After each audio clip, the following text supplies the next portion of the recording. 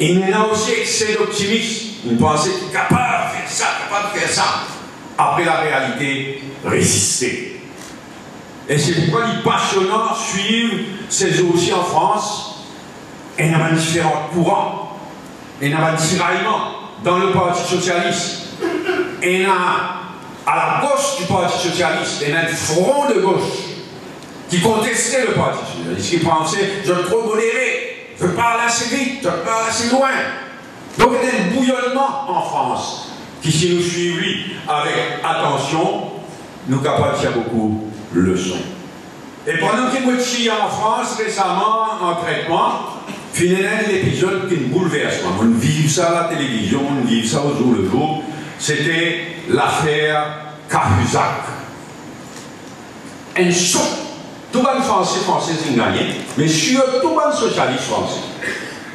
L'affaire Cahuzac, qui est ministre du budget, qui finalement il disait, non seulement démissionner, mais il disait dire oui, motif menti au président de la République, motif menti au Parlement, comme on dit qu'il m'a payé la compte à l'étranger, un gros scandale de corruption. Et c'est un traumatisme, on dit là-bas, on vit ça. Finalement, un traumatisme terrible pour la population française en général, mais surtout pour la gauche française. Et il est encore traumatisant, il fait un choc extraordinaire, il est encore traumatisant, parce que moi, je trouve François Hollande, quand ça scandale éclaté, quand le pays en état de choc, au moins il dit qu'il y a une télévision, il dit pour faire ça, pour combattre non seulement cette corruption-là, une telle corruption, mais sa crise de confiance qui vient de provoquer. Eh bien, le président Hollande, il est mis en minorité dans son propre parti. Il y a certaines petites choses qu'il voulait faire comme déclaration publique de ban député, de ban avoir, pardon, de ban député, son propre parti, avec à la tête le speaker de là-bas, son propre parti met en minorité. Il refuse, il amende la loi là, de façon si ban député, il déclare avoir, mais il n'est pas rendu public. Capable de consulter, mais il n'est pas rendu public. Et ça aussi, quand nous suivons ça en France, c'est une leçon à retirer pour nous, pour aujourd'hui et pour l'avenir. Il est intéressant aussi quand on guette la gauche au pouvoir en France, ou guetter de quelle manière je peux vivre vis-à-vis de ce qui nous appelle la France-Afrique, ça veut dire une ancienne colonie française en Afrique et ailleurs. Et bon, bien critique là, vous dire ça. Le gouvernement Hollande, le gouvernement socialiste actuel, bon, bien critique dans la politique qui je peux pratiquer vis-à-vis de notre ancienne colonie française. Et là, il y a un débat en France. Il ne faut pas qu'on trouve aucune revue française qui nous fait un compte rendu.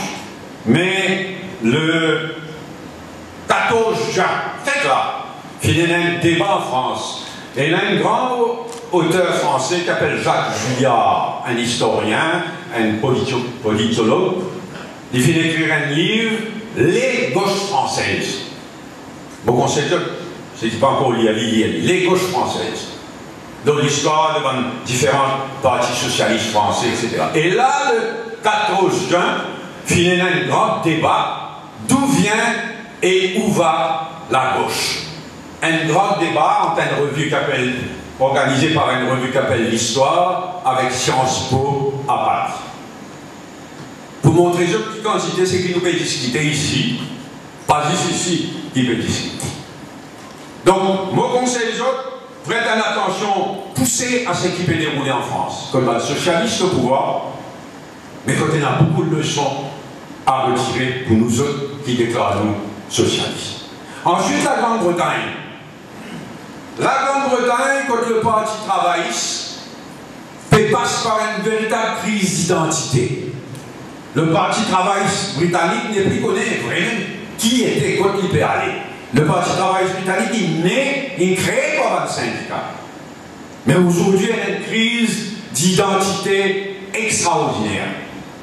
Et ça, c'est un certain nombre d'années après l'épisode de Tony Blair. Tony Blair, tu viens de l'avant, tu revois la constitution du Parti travailliste, tu revois surtout la clause du manifeste du Parti travailliste qui concerne en 1994, dans la conférence du Parti travailliste, qui révise la Constitution parce qu'avant, il y a une nationalisation généralisée. Il sent ça. Il vient dorénavant pour dire un mélange de certaines nationalisations et de la loi du marché. Mais l'épisode Tony Blair, il crée beaucoup de confusion dans le Parti travailliste britannique. Mais aujourd'hui, sous Ed Miliband, le Parti travailliste passe par une véritable crise d'existence, une crise d'identité. Période en question, sa relation privilégiée que notre Parti travailliste et le syndicat travailliste. Et là, il y a un congrès en septembre du Parti travailliste britannique qui est extrêmement intéressant. Et l'élection peut venir en 2015 en Grande-Bretagne. Et il est important qu'arriver en Grande-Bretagne, il est important, pareil comme en France, c'est qu'arriver, il est important pour nous, ici, à Maurice. Même Ed Miliband, l'Inroad lance un slogan pour dépasser le slogan de Tony Blair. Tony Blair, ce slogan, c'était New Labour. Mais beaucoup de monde pensaient New Labour, là, il n'est plus Labour qui tout ça. Mais à raison du jour, Ed Miliband, l'Inroad aucun concept. C'est un premier ministre conservateur britannique qui a des années, des siècles, des décennies plutôt, One Nation. Ils ont dit le slogan du Parti travailliste britannique, c'est One Nation Labour. Il n'y a plus New Labour, il y a One Nation Labour. Mais c'est une vaste confusion. Personne ne pas vraiment comprendre qui peut dire que c'est One Nation Labour là. Donc, résultat, c'est qu'il Parti travailliste, avant que l'élection générale à l'horizon, passe par une crise d'identité fondamentale. Troisième pays, l'Allemagne, qui est plus loin de nous, puisque nous finissons économie française, économie britannique. Mais ce qui arrive en Allemagne est très, très important. Parce que c'est un parti socialiste, social-démocrate, qui remonte le plus loin dans le passé. Et la élection peut venir en septembre. Et à l'occasion de cette élection-là, un parti qui est plus à gauche que le Parti social-démocrate allemand, c'est sa partie plus à gauche là, qui vient dire, nous visons, il demande au Parti socialiste allemand, retire son ban, retire son interdiction, qu'il tient là, qu'il ne s'arrive pas pour gouverner ensemble. Zone à gauche du Parti social-démocrate, c'est une challenge du Parti social-démocrate. Pour nous gagner une majorité dans la prochaine élection, retire cette interdiction-là, à nous laisser la possibilité d'un gouvernement ensemble exister. Et quatrième pays, c'est l'Afrique du Sud. L'Afrique du Sud, de ce côté-là. L'Afrique du Sud, comme malheureusement, l'ANC vit changer terriblement. L'ANC d'aujourd'hui, il n'est plus l'ANC d'hier. Il n'est plus l'ANC de Nelson Mandela. À tel point qu'il descend tout. Il vient dire publiquement, pas pour votre ANC, on est capable de votre ANC, c'est qui l'ANC finit de devenir. L'ANC peut passer par une grave crise. Et l'ANC, je connais, il n'y a pas vraiment de parti.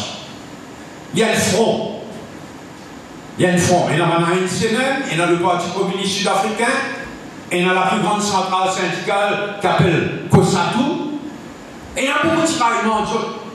Je tenais un plan national de développement, entre autres, ne sont pas d'accord. Certaines d'accord, certaines pas d'accord. Et il y a un nouveau parti qui peut être à gauche de l'ANC, contre ce qu'il a l'ANC de devenir. Et il y a un parti qui s'appelle AGAN, South Africa, qui fait créer par Mme Ramphele, qui est la compagne de Steve Biko, et qui a un potentiel pour aller bien loin. Et il y a des autres partis encore. Et la élection peut venir l'année prochaine en Afrique du Sud. Et ça va un tiraillement là, ça va une discussion là, extrêmement intéressant pour nous pour nous suivre, si nous les connaissons, qui va l'idée socialiste qui peut ici.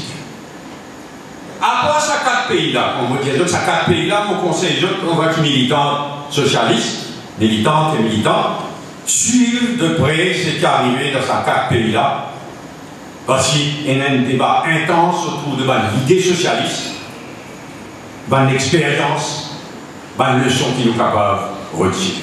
Mais à part ces 3-là, ces 4-là, pardon, à part ces 4 pays-là, il y a 3 pays qui, de mon point de vue, demandent qui nous fait bien attention, qui nous suivent de près aussi. Parce que ça va le pays-là, même si il y a un socialiste au pouvoir, mais c'est 3 pays extrêmement importants dans le monde d'aujourd'hui. Premier, c'est quoi? États-Unis, évidemment. Dans les États-Unis, il y a un parti socialiste en vigueur nationale. Mais dans le Parti démocrate d'Obama et les autres, dans le Parti démocrate, il y a toutes sortes de tendances, y compris une tendance de gauche, comme je déclare socialiste. Mais je travaille à travers le Parti démocrate. L'international socialiste, pareil pour nous, Talia Mavinola, qui a filié à l'international socialiste et qui travaille lui aussi à travers le parti au niveau de tout le pays. Mais lui, il y a d'autres organisations aussi qui socialisent, qui déclarent d'autres socialistes et qui travaillent à travers le Parti démocrate. Et les États-Unis, c'est les États-Unis. Hein. Souvent, il n'y a pas d'affaires, c'est extraordinaire. Et il y a un sénateur qui s'appelle Bernie Sanders. Lui, quand il a l'élection comme indépendant. Il est élu sénateur depuis des années. La dernière élection, il a 71% voix. Il comptait comme un démocrate. Il parmi ça du monde qui, dans le Parti démocrate, mais qui est un ami, qui est différent du Parti démocrate officiel. Et ça veut dire que c'est une personnalité extrêmement forte, Bernie Sanders, qui, là aussi, il vaut la peine de suivre sur l'évolution, suivre ce combat dans l'énorme machinerie qu'appellent les États-Unis. La Chine. La Chine, le Parti communiste chinois, certainement pas ni socialiste, ni démocratique. Mais le Parti communiste chinois, c'est le plus grand parti au monde. Et nous connaissons l'importance de la Chine. Nous contents et pas contents. La Chine, c'est tellement une puissance dominante aujourd'hui et encore plus demain. Là, il y a une nouvelle équipe. Et il prend pouvoir, qui n'est élu, enfin élu, qui est nommé à la tête du Parti communiste chinois. Une nouvelle équipe, avec un nouveau président, Xi Jinping. Beaucoup causé réforme, finalement. Beaucoup causé réforme, mais surtout réforme économique, mais un peu causé réforme politique aussi. Et il y en a beaucoup causé d'une renaissance de la Chine, de la réalisation du rêve chinois. Beaucoup, grandement causé, et beaucoup déclarations d'intention de lutter contre la corruption. Si pas c'est window dressing ou bien non, ça c'est tout un débat. Mais avec sa nouvelle direction en Chine là, il est passionnant. Il est passionnant au point qu'il y a du monde pensait qu'il est ça. Il n'est pas pour finir comme l'Union soviétique, ça. Parce que l'Union soviétique aussi, qui donnait l'impression d'un bloc. Ah, et ensuite, Gorbatchev est venu. Ce qui est arrivé, il est arrivé. Aujourd'hui, l'Union soviétique est explosée. Moi, je ne souhaite ça du tout à la Chine. Moi, je souhaitais que la Chine démocratisée, mais sans une remise en question de l'entité chinoise. Moi, je souhaite du tout ce qui est arrivé en Union soviétique, arrivé. Mais il y a des gens qui pensaient qu'il est inévitable. Pas dans 5 ans, pas dans 10 ans, pas dans 15 ans, qu'il est inévitable. Que la Chine, pour connaître sa révolution démocratique, lui aussi, comment l'Union soviétique fait une colonie. Et il y a une petite chose qui nous vient garder en tête, c'est que même s'il est vrai que la Chine n'est pas une démocratie, mais Hong Kong est une démocratie. Hong Kong est une partie de la Chine. Et Hong Kong est une vraie démocratie. Et à Hong Kong, il y a un engagement du Parti communiste chinois qui prenne l'élection du chief exécutif de qui monte à la tête de Hong Kong par le suffrage universel, s'il vous plaît. Moi, je trouve ça un peu difficile pour imaginer que si je ne garde parole, si je ne garde parole, il y a un bel problème à Hong Kong. Si je ne garde parole, si vraiment Hong Kong continue à évoluer et que finalement il élire ce chief exécutif, ce number one, appelle le président ou what have you, si vraiment il élire par le suffrage universel, genuinely, ben il y a un impact considérable le mainland China, dans la Chine en général. Mais ça sert à l'horizon, hein? Parce que dans l'intervalle, peut écraser bien. Dans l'intervalle, le droit de l'homme peut écraser mauvaise qualité en Chine d'aujourd'hui, malgré pas causer réforme, pas causer renaissance, etc., qui m'ont causé d'aller là. Et c'est un petit espoir récemment qui vis-à-vis de Tibet, la politique de la Chine pour changer, pour être une politique plus souple, là, il a arrêté là. Il y a un zigzag, là, la Chine montrait qu'il a le problème du Tibet, je peux aussi carré qui dans le passé. Donc il y a des signes positifs et il y a des signes négatifs.